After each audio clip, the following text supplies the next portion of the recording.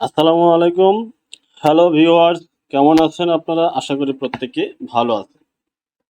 আজকে আমি একটি বিষয় নিয়ে আলোচনা করব, যে বিষয়টি হলো যে আপনার জন্ম সনদটি যে আছে সেটি কি ডিজিটাল কিনা, সেটি কি আপনি যাচাই করে দেখেছেন? কারণ বর্তমানে যে সামনে স্টুডেন্ট আইডি আসতেছে, প্রত্যেকটি স্টুডেন্টের জন্য জন্ম সনদটি প্রয়োজন। আপনার ছেলের যদি স্টুডেন্ট আইডি করতে হয়, তাহলে আপনার জন্ম সনদটি প্রয়োজন এবং আপনার ছেলেরও জন্ম সনদটি প্রয়োজন। তাই আপনাকে দেখতে হবে সেই জন্ম সনদটি আসলে ডিজিটাল কিনা। সেটি যাচাই করার জন্য আপনি প্রথমত চলে যাবেন। কিভাবে করবেন তার বিস্তারিত আমি ধারণা এখন দেব।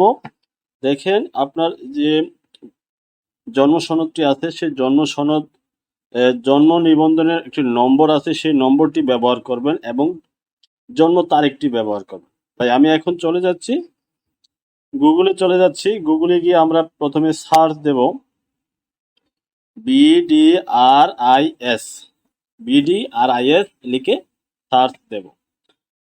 তবে এর আগে আমি আরেকটি কথা বলে নিই, যে আপনার সেই জন্ম সনদটি যাচাই করার জন্য প্রথমে যদি আপনার সেটটি ডেস্কটপ সাইট না করা থাকে, তাহলে আপনি ডেস্কটপ করতে পারেন। কিভাবে? এখানে যে তিনটি ডট আছে, সেই ডটে ক্লিক করে আপনি এখানে ডেস্কটপ সাইট করে নেবেন। তাহলে আপনার সেই জন্ম সনদটি দেখতে খুব একবারে কম্পিউটারের মতোই, কম্পিউটার যেভাবে দেখবেন ঠিক আপনার এই মোবাইল সেটটিতে সেভাবেই দেখতে পারবেন। তাই প্রথমত আপনি সেই থ্রি ডটের মধ্যে ক্লিক করে ডেস্কটপ সেট করে নেবেন, করে নিয়ে লিখে দিবেন BDRIS লিখে সার্চ দিবেন। আপনার যে রেজাল্টটি দিবে, এখানে দেখেন application for new birth registration. এরপরে বলা হচ্ছে বার্থ অ্যান্ড ডেথ যে সনদ আছে সেটি ভেরিফিকেশন। আপনারটা কি আসলে ডিজিটাল কিনা সেটি যাচাই করতে হবে। তাই আপনি এখানে চলে যাবেন, বার্থ অ্যান্ড ডেথ, অর্থাৎ জন্ম সনদ এবং মৃত্যু সনদও আপনি যাচাই করতে পারেন এখান থেকে। আমরা চলে গেলাম।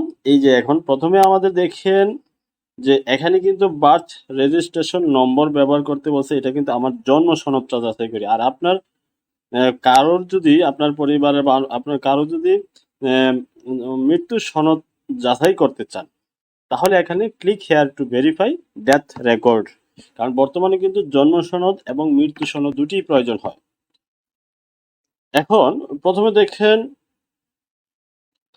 Birth registration number. আমি যে রেজিস্ট্রেশন নম্বরটি দেখিয়েছিলাম সেটি আমি লিখে দেব।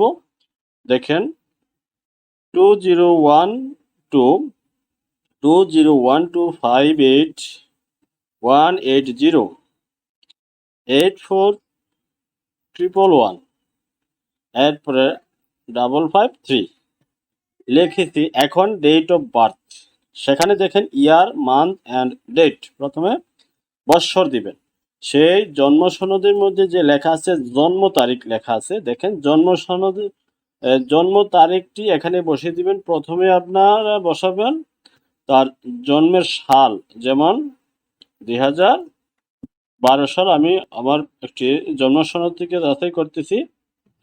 এরপরে দেখেন 10, এরপরে দেখেন লিখে দিলাম 12, অর্থাৎ প্রথমে বছর, মাস এবং দিন লিখে এখানে দেখেন একটা ক্যাপচা এসেছে। ক্যাপচাটি হলো 9 + 50 যোগ করলে কত হয়?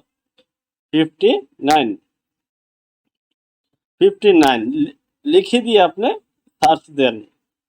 দেখেন আপনার যদি জন্ম সনদটি ডিজিটাল হয়ে থাকে, এখানে দেখেন ডিজিটাল নাম্বার সহ সব কিছু তথ্য এখানে চলে আসবে।